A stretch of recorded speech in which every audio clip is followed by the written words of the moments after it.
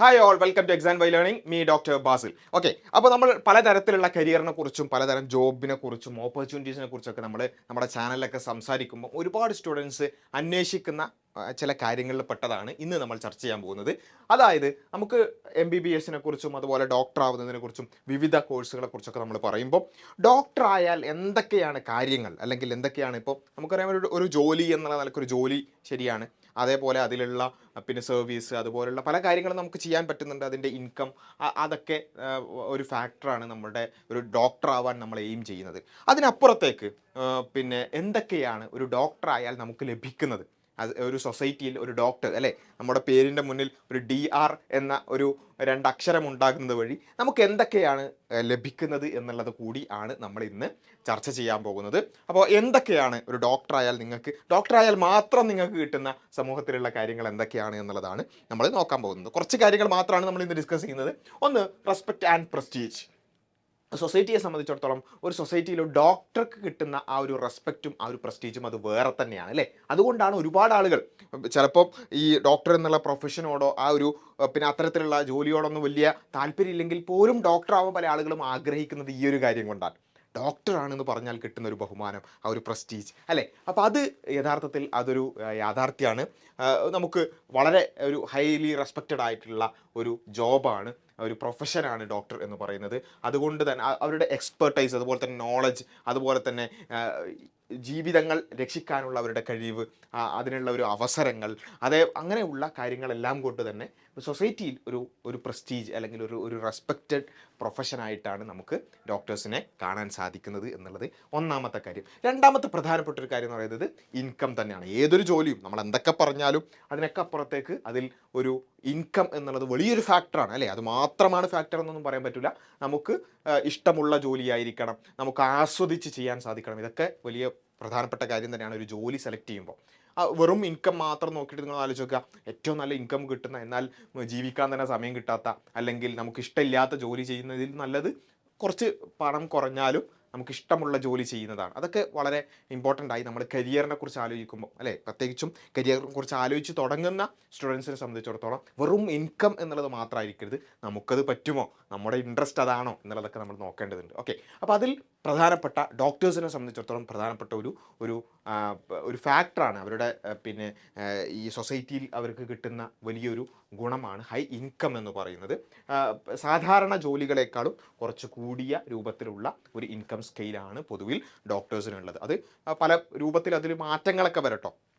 പല ഏരിയകളിലും സാച്ചുറേഷൻ സംഭവിക്കാം, അതുവഴി ഇൻകം കുറയാം, ചില എക്സ്പെർട്ടൈസിൽ അതിൽ ഇൻകം കൂടാം, അങ്ങനെയൊക്കെ സംഭവിക്കാം. എങ്കിലും പൊതുവായി പറയുകയാണെങ്കിൽ ഹൈ ഇൻകം ജോബാണ് ഡോക്ടേഴ്സിൻ്റെ അടുത്ത് എന്ന് നമ്മൾ മനസ്സിലാക്കേണ്ടത്. അതേപോലെ തന്നെയാണ് ജോബ് സെക്യൂരിറ്റി എന്ന് പറയുന്നത്. ഡോക്ടേഴ്സിന് മാത്രം കിട്ടുന്ന അല്ലെങ്കിൽ ഡോക്ടേഴ്സിന് പ്രധാനമായും കിട്ടുന്ന ഒരു പ്രിവിലേജാണ് ഈ ജോബ് സെക്യൂരിറ്റി എന്ന് പറയുന്നത്. കാരണം എന്താ വെച്ചാൽ ആളുകൾ ഉള്ളിടത്തോളം കാലം അല്ലേ, ആളുകൾ ഇവിടെ ജീവനോടെ ഉള്ളിടത്തോളം കാലം രോഗങ്ങൾ ഉണ്ടാകും, രോഗങ്ങൾ ഉള്ളിടത്തോളം കാലം ഡോക്ടേഴ്സ് ആവശ്യമാണ്. ഇതാണ് നമ്മൾ പൊതുവെ പറയാറുള്ളത്. അപ്പം ആ ഒരു പിന്നെ രോഗങ്ങൾ മാത്രമല്ല, നമ്മുടെ ലൈഫ് സ്റ്റൈലുമായി ബന്ധപ്പെട്ടുകൊണ്ടൊക്കെ ഓവറോൾ ഹെൽത്തുമായി ബന്ധപ്പെട്ടുകൊണ്ടുള്ള ഒരു പ്രൊഫഷൻ ആയതുകൊണ്ട് തന്നെ ഡോക്ടേഴ്സിന് എപ്പോഴും ആ ഒരു ജോബിനുള്ള ഒരു നീഡ് ഇവിടെ ഉണ്ട് എന്നുള്ളതാണ്.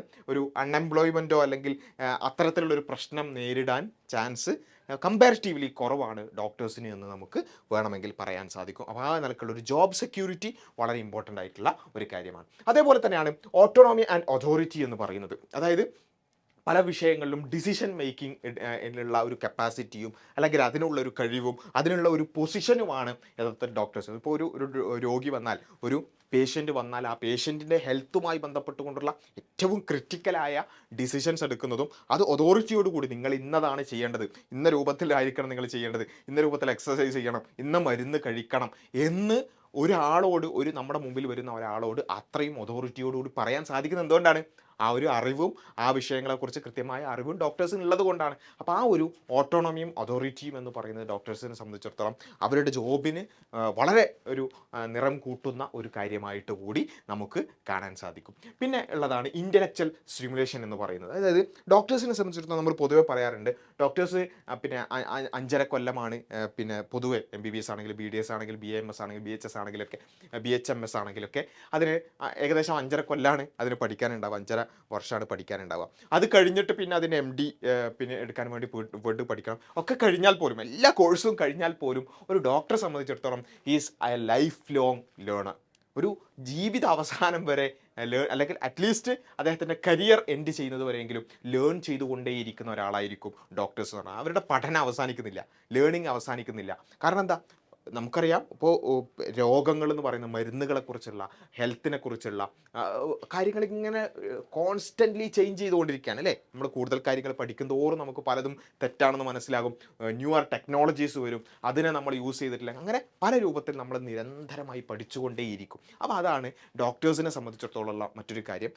മറ്റു പല ജോബുകൾ, എല്ലാം എന്നല്ല പറയുന്നത്, മറ്റു പല ജോബുകളിലും നമ്മൾ ഒരു കാര്യം പഠിക്കുന്നു, അത് കഴിഞ്ഞ് ജോലിയിൽ കയറിയാൽ പിന്നെ ജോലി മാത്രം എന്നുള്ളതാണ്. അതിനപ്പുറത്തേക്ക് ഡോക്ടേഴ്സിനെ സംബന്ധിച്ചിടത്തോളം അവർ ജോലിയിൽ കയറിയാലും പഠിച്ചുകൊണ്ടേ ഇരിക്കുന്നവരായിരിക്കും എന്നുള്ളതാണ്. അപ്പോൾ ആ നിലക്കുള്ള ലൈഫ് ലോങ് ലേണറായി തുടരാൻ പറ്റുന്ന ഒരു അവസരം കൂടി ഡോക്ടേഴ്സിനെ സംബന്ധിച്ചിടത്തോളം ഉണ്ടാകുമെന്നുള്ളത് നമ്മൾ മനസ്സിലാക്കണം. ഇൻ കേസ് ആരെങ്കിലും ഈ ലേണിംഗ് അവസാനിപ്പിച്ചാൽ അവർ ഔട്ട്ഡേറ്റഡ് ആയി പോകും. കാരണം എന്താ വെച്ചാൽ ഒരു ഡോക്ടർ ഒരു വർഷത്തേക്ക് ഒന്നും വേറെ പുതിയതൊന്നും പഠിക്കുന്നില്ല എന്ന് വെച്ചാൽ അയാൾ പിന്നെ ഒരു വർഷം കഴിഞ്ഞ് പ്രാക്ടീസിലേക്ക് തിരിച്ചു വരുമ്പോൾ അയാൾക്ക് എന്ത് ചെയ്യാൻ പറ്റൂല, അയാൾക്ക് പുതിയ കാര്യങ്ങളെ ഹാൻഡിൽ ചെയ്യാൻ പറ്റൂല, പുതിയ ടെക്നോളജീസ് അദ്ദേഹത്തിന് ഉപയോഗിക്കാൻ പറ്റില്ല, അദ്ദേഹം ഔട്ട്ഡേറ്റഡ് ആയി പോകും അല്ലേ. അപ്പോൾ അത് വളരെ ഇമ്പോർട്ടൻ്റ് ആയി നമ്മൾ മനസ്സിലാക്കേണ്ട ഒരു കാര്യമാണ്. അതേപോലെ തന്നെ വളരെ പ്രധാനപ്പെട്ടതാണ് ഈ സമൂഹത്തിൽ നിന്ന് കിട്ടുന്ന ഈ ഗുണമൊക്കെ, ഇതിനൊക്കെ അപ്പുറത്തേക്ക് ജോബ് സാറ്റിസ്ഫാക്ഷൻ ഏറ്റവും കൂടുതലായി കിട്ടുന്ന ഒരു പ്രൊഫഷനാണ് ഡോക്ടേഴ്സിൻ്റെത് എന്ന് പറയുന്നത്. കാരണം എന്താ വെച്ചാൽ മറ്റു പലതിലും നമ്മൾ പല കാര്യങ്ങളും ചെയ്യും, അതിൻ്റെ റിസൾട്ട്സ് ഒക്കെ നമുക്ക് കാണാൻ പറ്റും. പക്ഷേ ഡോക്ടേഴ്സ് ചെയ്യുന്നത് നേരിട്ട് ജീവിതങ്ങളെ അല്ലേ, ഓരോ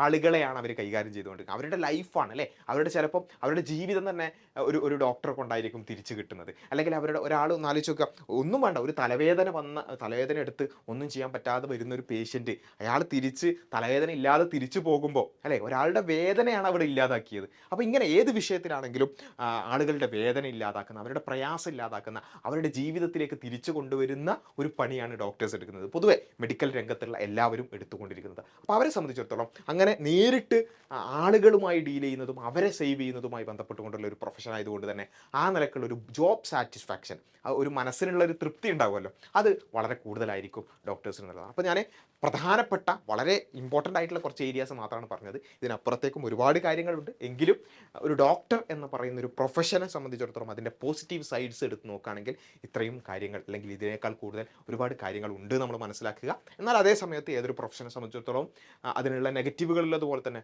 ഒരു ഡോക്ടറെ സംബന്ധിച്ചിടത്തോളം എപ്പോഴും അല്ലേ, ഏത് സമയത്തും അവൈലബിൾ ആകേണ്ട വിഷയം വരും അല്ലേ. ഒരു പേഷ്യൻ്റ് വരുമ്പോൾ അവിടെ എനിക്ക് കല്യാണത്തിന് പോകാണ്ടെന്ന് പറഞ്ഞിട്ട് ആ രൂപത്തിൽ കഴിയില്ലല്ലോ. അപ്പോൾ അത്തരത്തിലുള്ള ഒരു ലൈഫ് സ്റ്റൈൽ, കുറച്ചും കൂടിയൊക്കെ ഒരു ജോബ് ഓറിയൻറ്റഡ് ആയ, അല്ലെങ്കിൽ അതിലേക്ക് സ്ഥിരമായി ടൈം ഇൻവെസ്റ്റ് ചെയ്യുന്ന രൂപത്തിലുള്ളൊരു ലൈഫ് സ്റ്റൈൽ ആവശ്യമായിട്ട് വരും. അങ്ങനെയുള്ള പല രൂപത്തിലുള്ള പ്രശ്നങ്ങളും ഉണ്ടാകും. അപ്പോൾ അങ്ങനെയുള്ള നെഗറ്റീവുകളും ഉണ്ട്, എന്നാൽ അതേ സമയത്ത് തന്നെ ഈ രൂപത്തിലുള്ള പോസിറ്റീവ് സൈഡ്സും ഉണ്ട്. ഇതിലെല്ലാം നമ്മൾ കൃത്യമായി മനസ്സിലാക്കി ഇതെനിക്ക് പറ്റുന്നതാണോ എന്ന് നോക്കി വേണം നമ്മൾ എന്ത് ചെയ്യേണ്ടത്, നമ്മുടെ അംബീഷൻസ് അല്ലെങ്കിൽ നമ്മുടെ ഗോൾസ് സെറ്റ് ചെയ്യേണ്ടത് എന്നുള്ളതാണ് പറയാനുള്ളത്. ബാക്കി ഇതുമായി ബന്ധപ്പെട്ടുകൊണ്ടുള്ള മറ്റു കാര്യങ്ങളും മറ്റ് കരിയറുകളുമായി ബന്ധപ്പെട്ടുകൊണ്ടൊക്കെയുള്ള ചർച്ചകളും ഇതുപോലെയുള്ള വീഡിയോസൊക്കെ നമ്മുടെ ചാനലിൽ ഉണ്ടാകും. ചാനൽ സബ്സ്ക്രൈബ് ചെയ്യാം.